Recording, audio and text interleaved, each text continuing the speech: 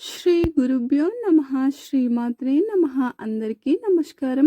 అత్యంత శక్తివంతమైనటువంటి వ్రతాలలో సంకటహర చతుర్థి వ్రతం ఒకటి. ఈ నెల ఏప్రిల్ 16వ తారీఖున బుధవారం రోజు సంకటహర చతుర్థి ఏర్పడింది. ఈ రోజున వినాయకుడిని విశేషంగా పూజించాలి. బుధవారంతో కలిసి వచ్చే సంకటహర చతుర్థి చాలా శక్తివంతమైనది. మీకు ఎలాంటి సమస్యలున్నా సరే ఒక్కసారి ఈ వ్రతాన్ని చేసి చూడండి. అద్భుతమైనటువంటి ప్రయోజనాలు కలుగుతాయి. కోరిన కోర్కెలన్నీ నెరవేరుతాయి. ఈ వ్రతాన్ని చేయలేనటువంటి వారు కనీసం కొన్ని పరిహారాలను పాటించినా విశేషమైన పుణ్య ఫలితం లభిస్తుంది. సంకటహర చతుర్థి పూజా విధానం అలాగే శక్తివంతమైనటువంటి పరిహారాలని గురించి ఇప్పుడు మనం ఈ వీడియోలో వివరంగా తెలుసుకుందాం. ముందుగా ఈ వీడియోకి ఒక లైక్ కొట్టి మన ఛానల్ని సబ్స్క్రైబ్ చేసుకోండి. లైక్ కొట్టడం మాత్రం అస్సలు మర్చిపోకండి. ఏప్రిల్ 16వ తేదీన బుధవారం రోజు ఎవరైతే సంకటహర చతుర్థి వ్రతాన్ని ఆచరిస్తారో అలాంటి వారికి కుబేర యోగం సిద్ధిస్తుంది.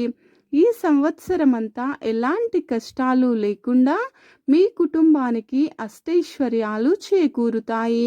ఈ వ్రతాన్ని చేసేవారు ఉదయాన్నే నిద్రలేచి ఇల్లంతా కూడా చక్కగా శుభ్రం చేసుకొని తలస్నానం చేసి మీ పూజా మందిరాన్ని అలంకరించుకొని ఇంట్లో పూజని ప్రారంభించాలి.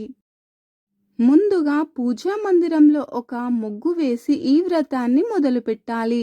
మీ పూజా మందిరంలో ఉన్న గణపతి దేవుని యొక్క చిత్రపటాన్ని ఎరుపు రంగు పుష్పాలతో అలంకరించుకోవాలి. ముఖ్యంగా మందార పుష్పాలతో వినాయకుడిని పూజిస్తే కోరిన కోర్కెలన్నీ నెరవేరుతాయి. అలాగే చామంతి పుష్పాలతో వినాయకుడిని పూజిస్తే మీ ఇంటికి చాలా మంచి జరుగుతుంది. ఎర్రటి గులాబీలతో పూజ చేస్తే డబ్బు సమస్యలు తీరిపోతాయి. వినాయకుడిని గన్నేరు పుష్పాలతో పూజిస్తే సకల ఐశ్వర్యాలు ప్రాప్తిస్తాయి. మీకు అందుబాటులో ఉండే పుష్పాలతో వినాయకుడి చిత్రపటాన్ని అందంగా అలంకరించుకొని పూజా మందిరంలో ఒక దీపాన్ని వెలిగించండి.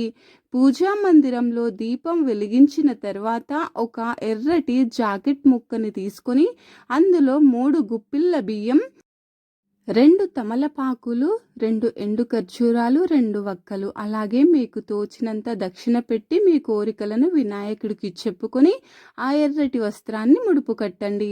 తర్వాత గణేష్ స్తోత్రాన్ని చదివి మూటను గణపతి ముందు పెట్టాలి. గణేష్ స్తోత్రాన్ని చదవలేనటువంటి వారు ఓం గం గణపతయే నమః అనే మంత్రాన్ని 21 సార్లు జపించండి. చివరగా గణపతికి హారతి ఇచ్చి కొబ్బరికాయని నైవేద్యంగా సమర్పించాలి. ఈ విధంగా ఉదయం పూజ చేసి సాయంత్రం 6 దాటిన తర్వాత మరలా తలస్నానం చేసి పూజా మందిరంలో దీపం వెలిగించి వినాయకుడికి కట్టిన ముడుపును విప్పి అందులో ఉన్న బియ్యం తీసి ఆ బియ్యంతో పరమాన్నం తయారు చేయాలి. ఈ పరమాన్నాన్ని గణపతికి నైవేద్యంగా సమర్పించి గణపతికి నమస్కారం చేసుకోవాలి. ఇంట్లో ఉన్న కుటుంబ సభ్యులంతా కూడా ఈ పరమాన్నాన్ని ప్రసాదంగా స్వీకరించాలి. ఈ విధంగా చాలా సింపుల్గా సంకటహర చతుర్థి వ్రతాన్ని ఆచరించి గణపతి ఆశీర్వాదాన్ని పొందండి. కోరిన కోరికలన్నీ తప్పక నెరవేరుతాయి. ఇక ఈ వ్రతాన్ని ఆచరించలేని వారు ఈ సంకటహర చతుర్థి నాడు ఏదైనా వినాయకుని ఆలయానికి వెళ్ళి 11 ప్రదక్షిణాలు చేయండి. మీ కోరికలు తప్పక సిద్ధిస్తాయి. బుధవారంతో కలిసి వచ్చిన చతుర్థి చాలా శక్తివంతమైనది. ఇదే రోజున గజకేసరి యోగం కూడా కలిసి వచ్చింది కాబట్టి ఎంతో విశిష్టత కలిగిన ఈ సంకటహర చతుర్థి నాడు కొన్ని పరిహారాలను పాటించడం వలన విపరీతమైన ధనయోగం సిద్ధిస్తుంది. ముఖ్యంగా అప్పుల సమస్యలతో బాధపడేవారు వినాయకుని ఆలయంలో నెయ్యి దీపం వెలిగిస్తే నెల తిరగకుండానే అప్పుల సమస్యలన్నీ తీరిపోతాయి. గణపతికి అత్యంత ఇష్టమైన వాటిలో గరిక ఒకటి. కాబట్టి ఈ సంకటహర చతుర్థి రోజున 21 గరిక ఆకులను తెచ్చి మీ పూజా మందిరంలో పెట్టుకోండి. మీ ఇంటికి ఉన్న సమస్యలన్నీ వెంటనే తీరిపోతాయి. గణేశుని యొక్క అనుగ్రహం మీ ఇంటిపైన ఎల్లవేళలా ఉంటుంది. అలాగే ఏదైనా గణపతి ఆలయానికి వెళ్ళి గరికమాలను సమర్పిస్తే ఈ సంవత్సరం అంతా డబ్బు సమస్యలు లేకుండా మీ కుటుంబానికి ఐశ్వర్యం ప్రాప్తిస్తోంది.